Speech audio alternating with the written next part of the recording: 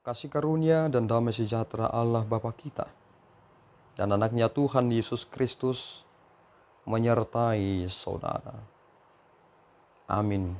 Shalom saudaraku yang terkasih, di dalam nama Tuhan Yesus Kristus. Senang bisa menyapa saudara di tempat saudara berada hari ini, dalam dimensi yang berbeda tetapi dalam dunia yang sama.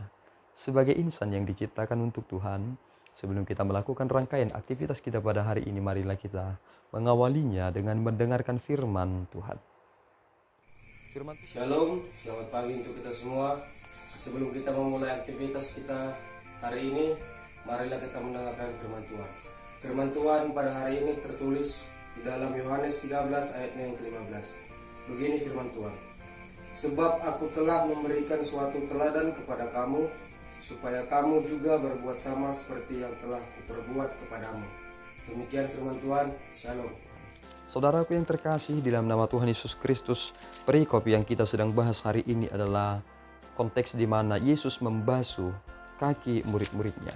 Dan kita mengetahui bahwa dalam situasi tersebut, Simon Petruslah yang bertanya kepada Yesus Kristus, "Mengapa engkau melakukan itu?"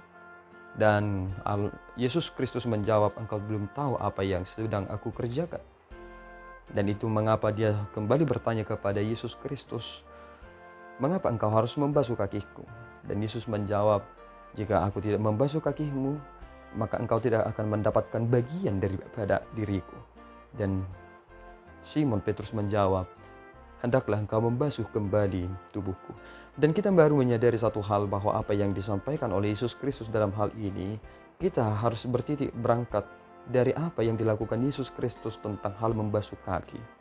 Kita tahu bahwa kaki ini adalah menjadi bagian dari tubuh kita yang akan terus kotor. Ketika kita keluar dari rumah, kita masuk, kita mempergunakan kaki kita, dan perlu sekali kita mencuci itu kembali ketika kita akan naik ke tempat tidur.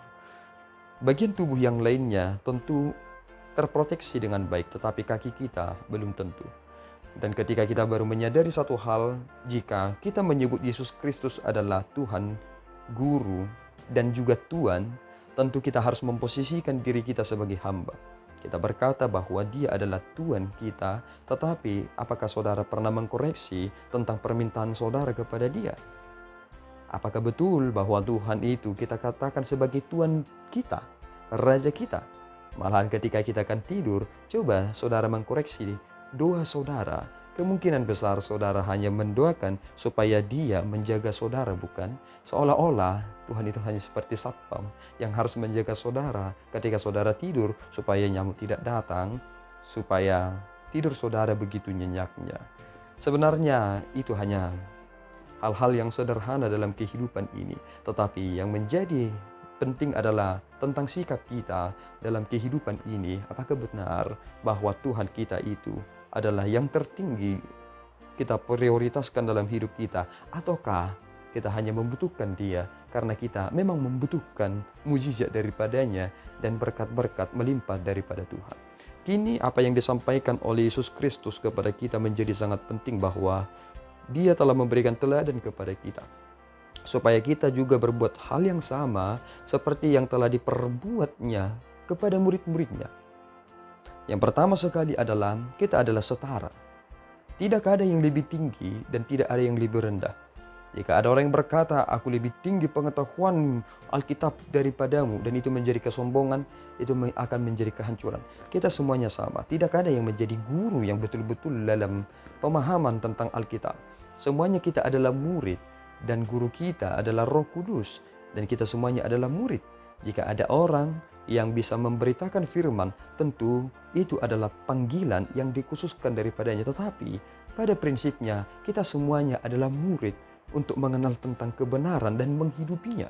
Karena Tuhan kita adalah Yesus Kristus, itu mengapa Yesus Kristus disebut sebagai kepala gereja. Ketika Yesus Kristus membasuh kaki murid-muridnya, bukankah ini menjadi kerendahan hati yang sungguh-sungguh? Pertama, kita harus belajar tentang kerendahan hati. Yang kedua, mengapa Yesus Kristus harus membasuh kaki murid-muridnya? Bukankah Yesus pernah berkata bahwa kamu tidak semuanya menjadi bersih, karena ada Yudas di sana? Dan ketika kita menyadari satu hal, ada hal yang sulit sekali kita lakukan di dalam kehidupan ini. Ketika kita mencoba untuk menjadi orang yang rendah hati, kita menjadi gagal. Mengapa demikian? Karena kita tidak saling memaafkan satu sama lain. Kita merasa diri kita lebih hebat. Kita tidak mau memaafkan mereka. Padahal kita adalah sama dan setara. Jika kita adalah bagian dari anak-anak Allah, tentu kita akan menjadi satu dalam komunitas kasih itu. Bahwa Kristus menjadi prioritas kita semua. Bukan diri kita, bukan tentang apa yang kita kerjakan ini, tetapi adalah Dia. Sebab ini adalah teladan yang diberikan Allah di dalam Kristus kepada kita. Bahwa teladan inilah yang harus kita teruskan dalam kehidupan ini. Sehingga kita harus memiliki kerendahan hati. Kita tiap hari melakukan banyak kesalahan, saudara. Tidak ada yang benar-benar sempurna. Itu mengapa kita harus membasuh kaki kita. Kita harus datang kepada Dia dan meminta ampun kepadanya dan berusaha untuk memperbaiki hidup ini. Maka milikilah ini. Kita adalah sama.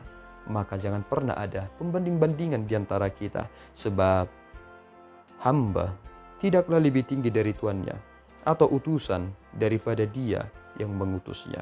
Yang tertinggi adalah Dia yang menciptakan kita, yang menyelamatkan kita, dan yang memelihara kita.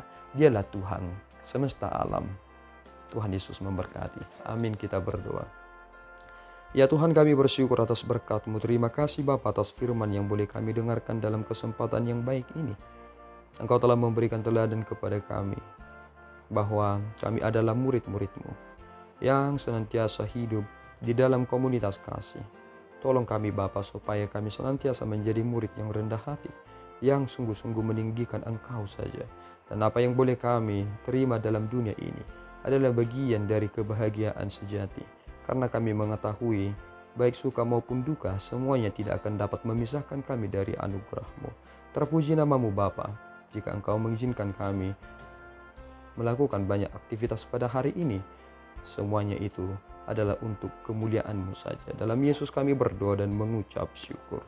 Anugerah Tuhan kita Yesus Kristus, kasih setia Allah Bapa, dan persekutuan Roh Kudus menyertai saudara. Amin. Tuhan Yesus memberkati.